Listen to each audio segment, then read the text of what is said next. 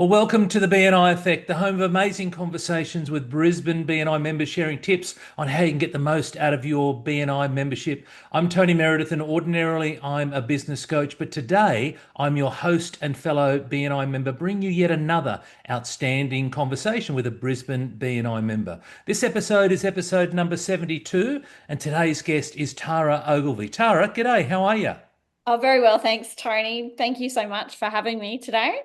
Hey, thank you for being here. Why don't we kick it off by you telling us a little bit about who you are, your business, and the main services or products you offer?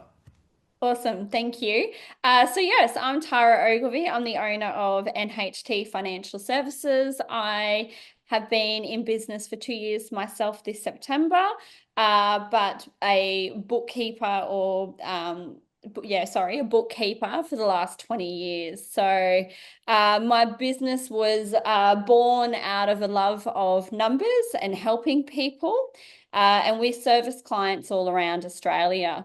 Our main packages that we offer our clients are end-to-end bookkeeping. Obviously, I'm a BAS agent, which is very important in my industry. And yeah, we basically structure our packages based on each of our clients' needs. So we can do as little or as much as what clients and prospective clients want. Some of our clients, it's, just coming in at the end of a quarter and making sure that everything is where it needs to be and it all matches up. And then, we then have clients where we pretty much take care of their day-to-day finances. What does NHTFS stand for? No hard times financial services, and yeah, that's what I'm trying to create for my clients. Obviously, when your finances aren't in check, you are generally going to be having a hard time, so we're there to do to make sure you're not having a hard time. Good on you. And where did that name originate from, Tara?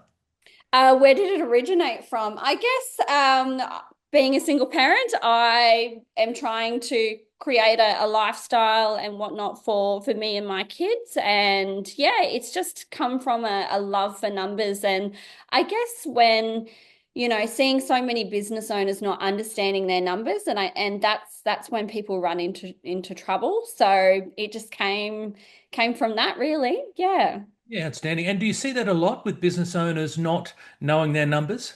Yes, I do, and it's actually very, very scary.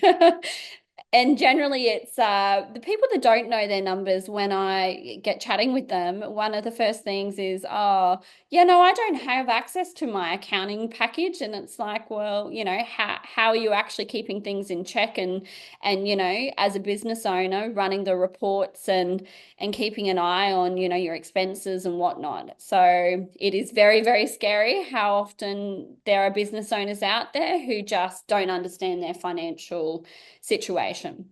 Look, it was a loaded question because as a business coach, I deal with similar people in the sense of that who don't understand their numbers. And you're right, Dara, it is alarming. You know, the number of people who just Scary. have no clue. I get up every day, I work really hard. As long as I've got a couple of Yeah. dollars in the bank, she'll be right. So anyway, that's why people like you can come in and help people understand their numbers and ensure they have no hard times, which is great. So you've Yeah. been in business for 2 years, a bookkeeper prior to that. Yep. What prompted the move from being an employee to business ownership? I guess, I had a change in personal circumstances, and yeah, needed to be able to be there for my children when I needed to be. And I guess I have a real passion. And for many years, I've often had people say to me, why aren't you doing this for yourself? Obviously being an employee, you are very limited with your financial sort of situation. And yeah, so it came from a love for numbers, needing to be able to create the life that I wanted to, and also wanting to be able to help others and being able to choose who I actually work with, as opposed to, being an employee and being told, okay, these are the clients you're working on this week or this month or this year. So yeah, I guess just a growth, really, a personal growth, and yeah, wanting to be able to help others and choose what I'm doing. So in business for 2 years, when did you get involved with BNI?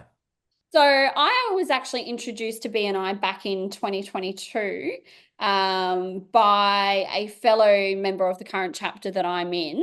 We actually met at another networking event that we both didn't really vibe well with, and yeah, he's the chapter that we're in, which is BNI Aurora. Their bookkeeper had recently left, and he's like, "How about you come along and see what it's all about?"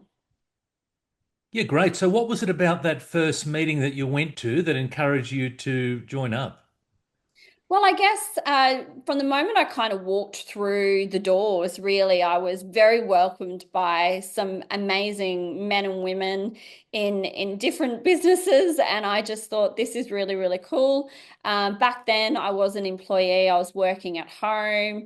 It was one of those situations where one, I wanted to get out and network and help grow the business I was working for, but two, also personally, just to have some connections with people. And I think for me, it was just walking into the room and seeing all these amazing business owners just working together and helping each other. And yeah, it was just, I found the experience really, really, really amazing. So I was like, I want to be a part of this. And yeah. So how has being a part of the BNI chapter influenced your approach to networking, Tara? Well, I guess it's kind of changed it from, before I was introduced to BNI, I thought networking was you just rock up to some networking event and you hand out a few business cards and, you kind of hope that someone's going to reach out to you. Whereas I feel that with BNI, it is a structured system and there is a method to the madness. So it is very largely about building relationships. And so for me, building those relationships and understanding what people, other businesses are needing for referrals, it means that I can, potentially refer my clients to their services. You get to know people as well on a very personal level, not just professionally. So I think the trust that's within the BNI structure, you know that you can refer your best friend, your mum, your clients, and you just know that they're going to be very well looked after. So, yeah. How do you measure the success of your participation in BNI? Are there any specific metrics, given that you know your numbers, or any stories that highlight your success, Tara? Well, for me, being a bookkeeper, it is a lot about numbers. So within my businesses and a lot of my clients and fellow BNI members, I'm very big on setting up specific charts of accounts so that you can actually see the revenue that's been generated from attending BNI. Obviously, within the BNI system, there's the Go for Green, and you can see a thank you for closed business that you've received and given. I guess for me as well, it's not always about the numbers. So a part of the success within BNI is just having those trusted people that you can also rely on for your business, whether it's you need a business coach or, IT, alarm systems, all of that sort of thing. So it's like for me, it's a whole sort of picture that I really look at. Within my business, I would say 60% of my business is coming from BNI and BNI referrals, which I think is quite a large amount. Um, yeah. And I guess, BNI has made networking more of a more strategic as well. And it's more about mutually beneficial process while, rather than just a one-off event where you go and hand out a business card. I guess because there is that accountability where you're showing up every week and, you've got to do the things that you say you're going to do and whatnot. It's about cultivating those long-term relationships rather than just a quick win. So you mentioned that 60% of your revenue is coming from BNI. So how has your business evolved since joining BNI? A lot. It's evolved a lot. I guess I've become a lot more, what's the word? Oh, great with numbers, not very good with words. So I guess I've become very, you know, specific in when I'm going to the meetings and going, this is my ideal referral. It's not it's not just going, okay, I want any client. I want to work with business owners that want to understand their numbers. If it's just someone that doesn't really want to read reports and go through anything at the end of the month or end of the quarter, then they're not really my ideal referral, because I don't feel like I'm going to be adding value if I'm just, reporting on things that have happened in the past, as opposed to, this is where you're at, this is what we could be doing, that sort of approach. So I think intentional is the word that you were looking Yes. for. You want to be intentional. As a matter of interest, how does BNI help you with developing that level of intention? How does it help me develop that level of intention? That's a good question. I guess obviously when we go every week, we have our 45 seconds where we can either talk about something that's gone really well. Often, other members talk about stories. Obviously, being in bookkeeping and the confidentiality, it's very hard to often tell stories. But I guess being intentional, asking for those referrals that align with the values of my business as well. So for me, like, I want to work with like-minded business owners. If I, people within the room know what and who to refer to me. What advice would you give to new BNI members to make the most out of their membership, Tara? Have a lot of one-to-ones, and that's I'm the Go for Green coordinator in my chapter, and one-to-ones are so important. The more you understand other people's businesses and the more they understand your business, the better the referrals are going to be, and that works both ways. So having those one-to-ones, getting to know people on a professional and personal level. And I think, BNI is very big on its connection, its relationships, its trust, reliability, doing the things you say you're going to do. So for me, yeah, one-to-ones are probably the biggest piece of advice. Do them, and as new members come on board, make sure that you're reaching out to them. And then as well, like, you don't just do a one-to-one with a member today and not then do another one-to-one for a year's time. You've got to be keeping those connections live and reaching out to people as much as possible. And I guess it probably helps when you're a social sort of person. So I'm often, having lunches and whatnot with other BNI members. And I think that just really helps it, because relationships is such an important part of my business and as well as a part of BNI.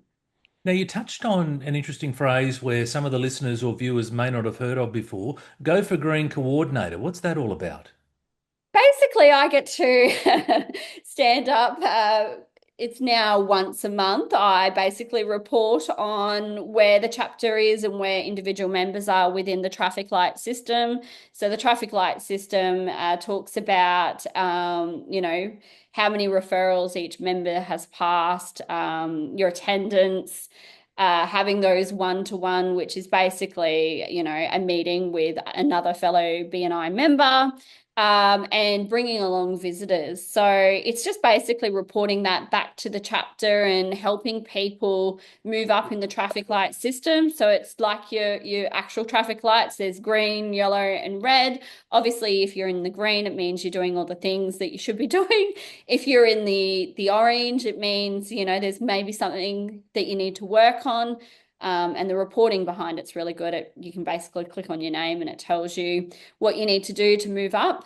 And then if you're in the red, then, there's a few areas that you need to be working on. And I basically help the chapter stay as much in the green as possible.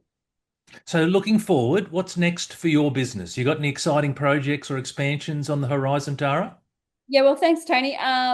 We do. We're in the process of implementing and I guess in 2025, AI has become heavily a part of our world that we live in today. So we are in the process of implementing an AI system, which basically helps us have another set of eyes running over our clients' books.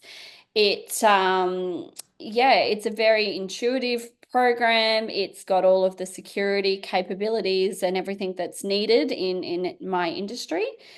So we've got that happening in the background.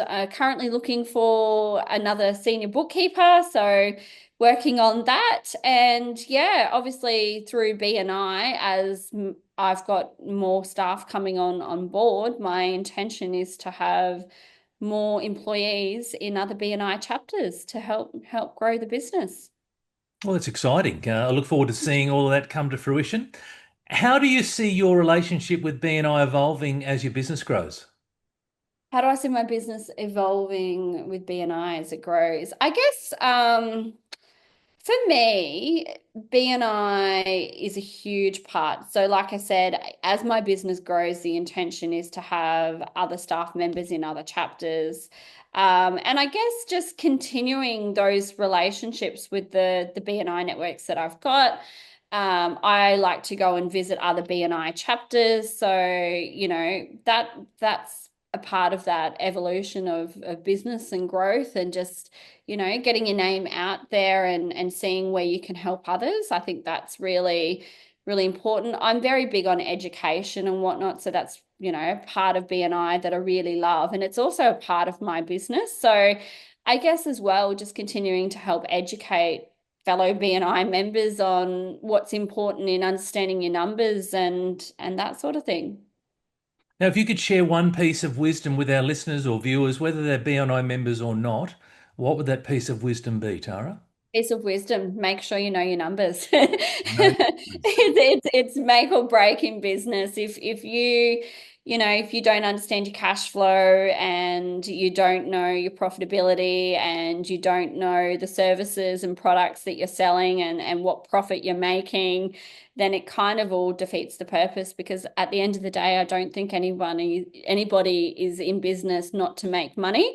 So yeah, understand your numbers. And if you don't understand your numbers, you need to be working with people that can educate you. It's yeah, it's so important. I can't stress it enough. Understand your numbers, make sure you're working with like-minded business people, have a good support system, have a good networking system, and have fun along the way, because life's too short. What a wonderful combination. Well, how can listeners learn more about you or get in touch with you, Tara? So you can get in touch with me through my socials. So that's NHT Financial Services. We're on Facebook and LinkedIn. And there is a website coming shortly. It's still in the pipelines, but we're hoping to have that live very, very soon. Otherwise, you can reach out to me at my email, which is tara@nhtfs.com.au, or you can look up my details on the BNI. What do you call it? BNI Connect. BNI Connect, that's the one. And all my details are on there with a contact phone number. Fantastic. Thanks, Tara. Well, look, that wraps up another episode of the BNI Effect. I hope you enjoyed today's discussion, and I want to extend a massive, heartfelt thank you to Tara Ogilvie for sharing her insights with us. If you Thank you. found value in today's episode, please don't forget to subscribe to the BNI Effect on your favourite podcast platform or YouTube, and please leave us a review. Until next time, give more, trust more, grow more.